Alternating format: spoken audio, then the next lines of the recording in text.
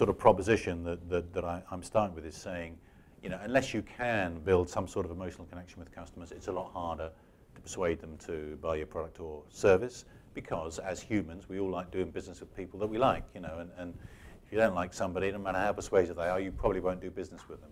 The type of example you've just given is where a customer over time has obviously built a deep relationship with HSBC, likes HSBC, and is quite prepared to give lots and lots of business to HSBC, probably not because every one of those different propositions has been individually analysed, but rather they just believe this is my bank, I like them, they like me, this is where I'm gonna go. Building emotional connections like that is historically difficult for banks because, for all the reasons we know, banks are big monolithic organisations. They've got lots and lots of customers. They've had a bit of a bad press, but they all understand we need to have better relationships with our customers. How do we do that? How do we start to build those emotional relationships? How have you guys approached that challenge?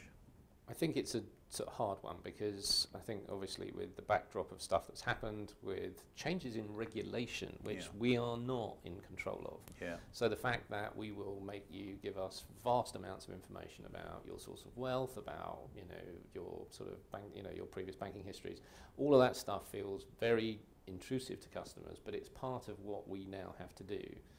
I think the kind of piece where we finally onboarded customers and we have them into a place where we can see them on a more day-to-day basis is that what we have to do at the beginning of all of that is to generate a sense of, it's a little precursor to trust, if you like, which is more about our sort of reliability and our ability to do what we say we're going to do. And there's a lot of that kind of stuff. Only when you've got to those kinds of levels can you start to figure out how to make things feel a little different from a point of view of how you're dealt with. One of the businesses we're fiercely proud of is First Direct. They are a continuous winner of I mean, it's a great and fascinating example, isn't it, of a bank that has managed to almost be relationship first. And it's kind of something in the walls up in Leeds where they all are, and one of my favourite bits of our business to do business with.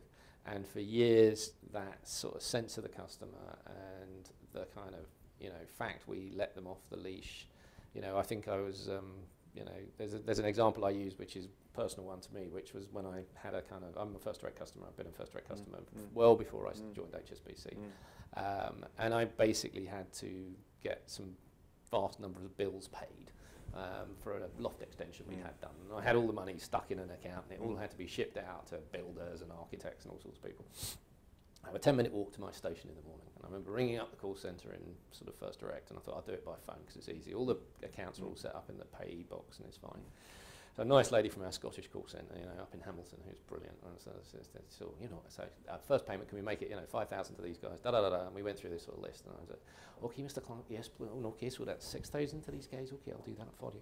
And so it went on, and I got to the end of it, and I was just coming up to Balham Tube, where I get onto the tube in the morning, and I said to her, right, well, I think we're done. She said, well, is there anything else I can help you with today, Mr. Clarke? I said, no, that's all right, thanks, Maureen, that's good. But, well, I reckon that's enough pain for any one person in any one day. I think that was £23,000, Mr. Clarke. I said, no, that's fine, Maureen. Yeah, they have permission to kind of engage with us on a very human level. Yeah. And I think, that's for us difficult to replicate everywhere. It's not right in some of our markets in places like Asia.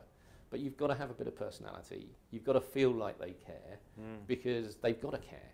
You can't fake it.